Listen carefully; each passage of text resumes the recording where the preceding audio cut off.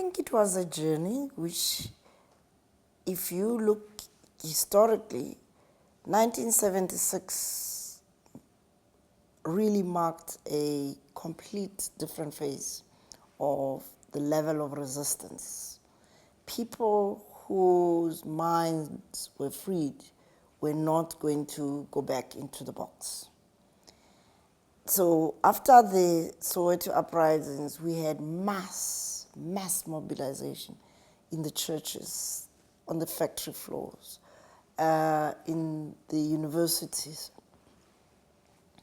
in the streets with civic organizations and so on. So it was a mounting momentum which made it very clear that there is not going to be sustainability of a government that represents the minority.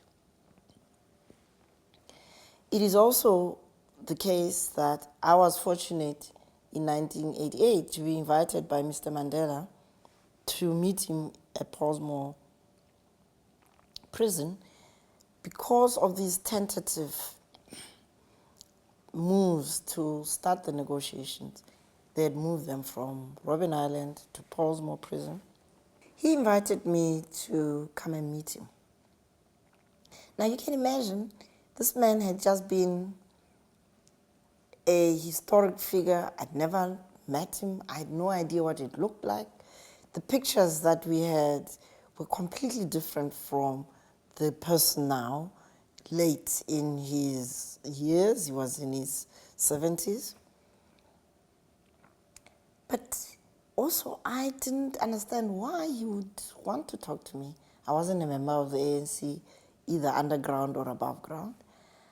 And it was a meeting which really changed my life in the sense of really getting to know the underbelly of the processes that were then nascent, and as they strengthened, I was privy to the discussions through Mr. Mandela. And why did he want to see me? Because he had been exposed to activists of the Black Consciousness Movement, people like Seth Cooper and Musiwa Lukota and many others who ended up on Robben Island. No, Musiwa was not, but there were other people who were in the Black Consciousness Movement who ended up there. Musiwa was one of those who were detained here on the South African soil. And so he got fascinated by the Black Consciousness Movement. He read up about Steve Biko. He wanted to meet me because he wanted to understand the thinking of the time and the motivation.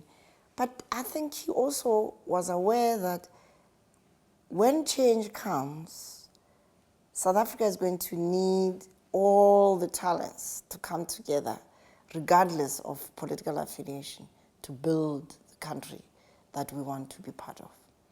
And so that was the beginning of a friendship, a father-daughter relationship that lasted until his passing last year.